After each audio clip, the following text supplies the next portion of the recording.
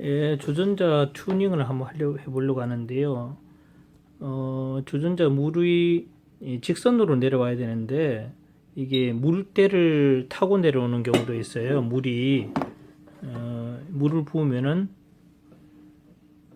이쪽으로 흐르는 경우가 있거든요. 이렇게 되면은 드립을 할 수가 없어요. 이 물 수구에서 주전자 수구에서 바로 떨어져야 되는데 물이 이렇게 타는 경우가 있어요. 이럴 경우에는 튜닝을 해줘야 되는데요. 요런 식으로 입구를 좀 넓혀 가지고 튜닝을 해줘야 됩니다. 넓혀서 그래야만 물이 그대로 떨어집니다. 지금 다른 주전자 지금 튜닝을 다 해보려고 합니다.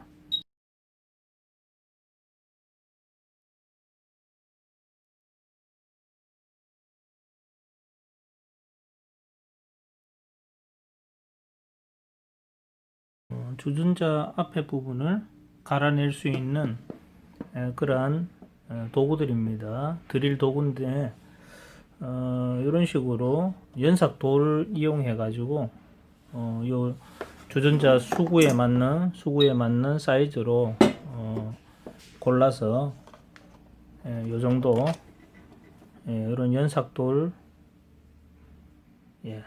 이걸로 한번 해보도록 하겠습니다. 자, 물을 부었을 때에 이렇게 바로 밑으로 떨어져야 되죠. 그래야 점드립도 되고 또 가는 물줄기도 되고 굵은 물줄기도 되고 자유자재로 이렇게 물 조절이 돼야 되는데 물이 물태를 타고 내려오면은 흘러내려 버리면은 아무것도 안 됩니다. 그래서 튜닝을 들어가야 되는 거죠. 자, 이런 식으로 입구를 이런 식으로 튜닝을 해보도록 하겠습니다. 예, 주전자 여기 수구에 물이 그대로 밑으로 떨어져야 되는데 이 물때를 타고 내려오는 경우에는 드립을 할 수가 없어요. 불가능입니다. 특히 점드립 그리고 비니엄 2번 물줄기 이렇게 물때를 타면은 굉장히 힘들죠. 자, 어떤 현상이냐면요. 보세요. 물을 굵게 하면은 상관없는데요. 물을 약하게 하면은 약간씩 물때를 타고 내려오려고 그런 경향이 있어요. 그러면은 커피 분쇄된 그 중앙에 물을 떨어뜨리기가 쉽지 않아요. 자, 이 물때를 타버리네요. 물이 탔네요. 자, 이러면은 안 되는 거죠. 자, 이 주전자도 한번 볼까요? 자, 이 주전자도 한번. 자, 여기도 지금 물을 타고 내려옵니다. 물을 타고 내려옵니다, 지금. 자, 이렇게 물을 타고 내려와 버리면은 드립을 할 수가 없어요. 지금 이게 여기 지금 다 젖었네요. 드립을 할 수가 없어요. 자, 이런 식으로 이거는 불가능이죠. 자, 그렇게 해서 여기 이 수구 부분을 이제 튜닝 할 겁니다.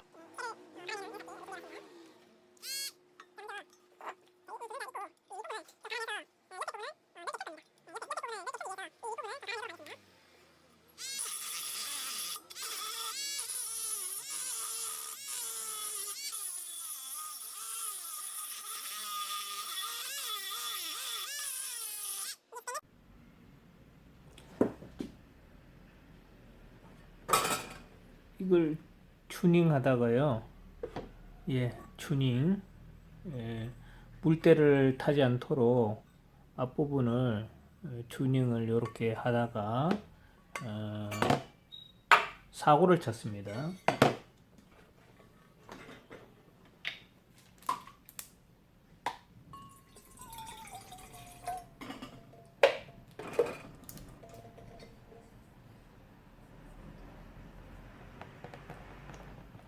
보이시나요? 떨어졌습니다. 여기 납땜된 것이 땜질된 것이 떨어졌습니다. 그래가지고 이 주전자를 망쳤네요. 이제 튜닝을 안 하려고 합니다. 튜닝을 하다가요, 중요한 것을 하나 발견했습니다. 자, 그거를 좀 설명을 드리려고 합니다. 자, 이거는 장식용으로 써야 될 것 같아요. 자, 저는 제 주전자이기 때문에 마음껏 튜닝을 할 수 있습니다. 그런데 다른 분들 거는 왠지 이 망치질 하는 게 참 쉽지 않더라고요. 제 거는 망쳐도 되니까 이렇게 해서 튜닝을 다 했는데요. 자, 하면서 튜닝을 하지 않아도 이 물때가 물이 물때를 타지 않는 그러한 사실을 하나 발견했습니다. 그래서 알려드리려고 합니다. 자, 요거 같은 주전자인데요. 650ml 알라딘형 주전자인데, 자, 요것도 물을 탔어요. 근데 튜닝을 하지 않았습니다.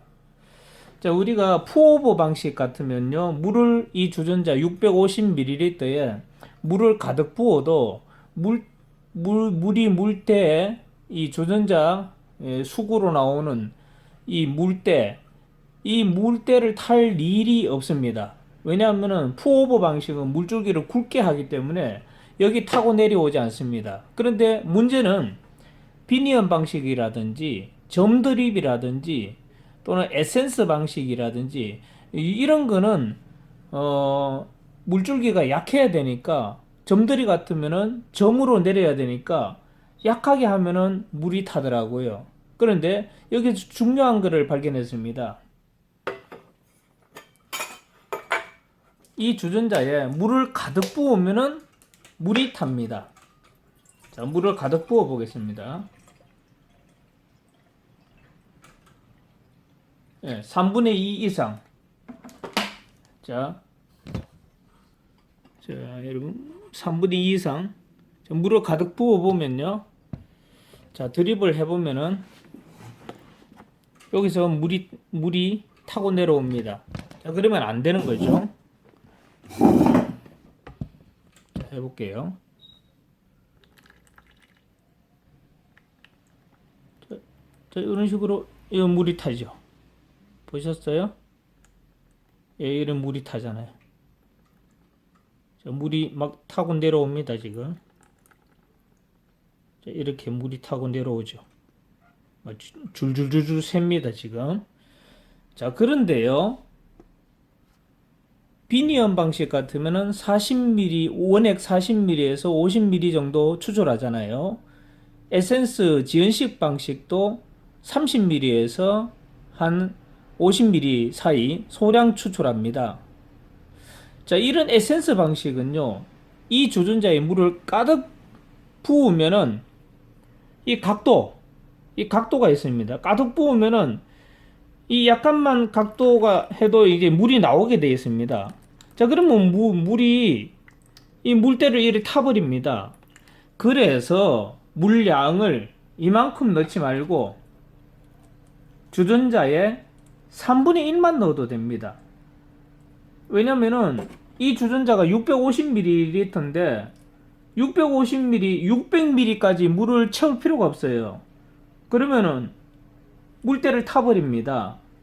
물론 푸오버 방식 할 때는 물을 가득 부어주세요. 물이 모자랍니다. 자, 그래서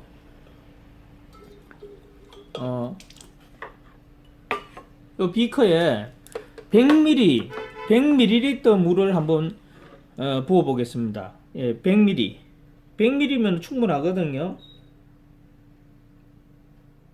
자, 100ml인데요. 주전자에 어느 정도 들어가는지, 뭐 5분의 1 정도밖에 안 들어가네요. 5분의 1. 5분의 1밖에 안 들어가요. 굳이 이렇게 또 적게 부을 필요는 없어요. 3분의 1 정도 넣어도 물이 안 탑니다. 자, 한번 볼까요? 자, 5분의 1 정도 들어갔는데요. 100ml. 물이 절대로 안 탑니다.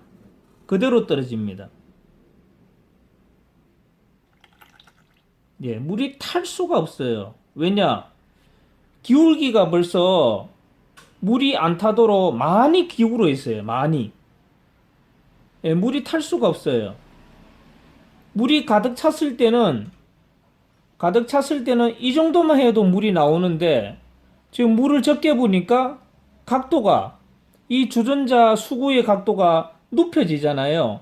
그러면 물이 안 탑니다. 예, 물이 탈 수가 없어요. 예, 물이 타면은 기적입니다, 여러분. 자, 포오버 방식. 예, 포오버 방식은 물이 많이 들어가니까요. 가득 부어서 드립을 해 보겠습니다. 예, 가득이죠. 자, 포오버 방식은요. 물이 이 물때를 탈 수가 없어요. 왜냐하면은 굵은 물줄기로 하기 때문에. 자, 이렇게 가득 부었지 않습니까? 가득 부어도 물이 탈 수가 없어요. 왜냐?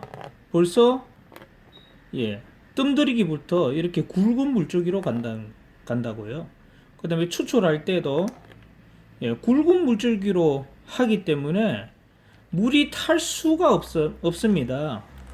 예, 가는 물줄기로 할 때에 또는 점드립을 할 때에 물이 타는 거죠. 포오버 방식은 아무 상관이 없습니다. 주전자에 물을 가득 부어주세요. 가득 채워주세요. 예, 포오버 방식은 문제 없습니다. 예, 그래서 비니언 방식 또는 점드립 방식 또는 에센스 지연식 방식은 물량을 이 주전자에 많이 넣지 말고요. 한 3분의 1 정도 넣으셔서 드립을 하면은 절대로 물이 안 탄다는 것을 말씀을 드리고요.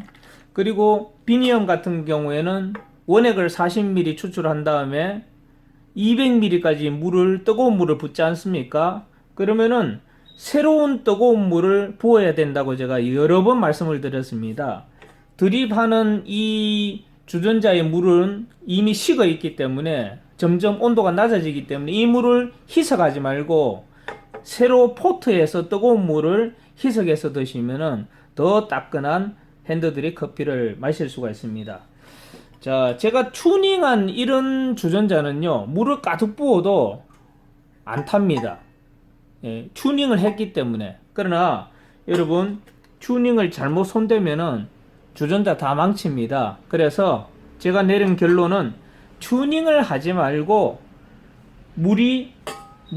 물때를 안 타는 방법을 오늘 말씀을 드리는 겁니다. 자, 여러분 연습하실 때에 물량을 비니엄이나 점드립 할 때는 또는 에센스 지연식 방식을 할 때는 물량을 주전자의 3분의 1만 받아서 이렇게 드립을 하시기 바랍니다. 그러면은 여러분 물때를 안 탑니다. 스트레스 받지 않습니다. 예, 지금까지 커피앤보드의 찰스입니다. 감사합니다.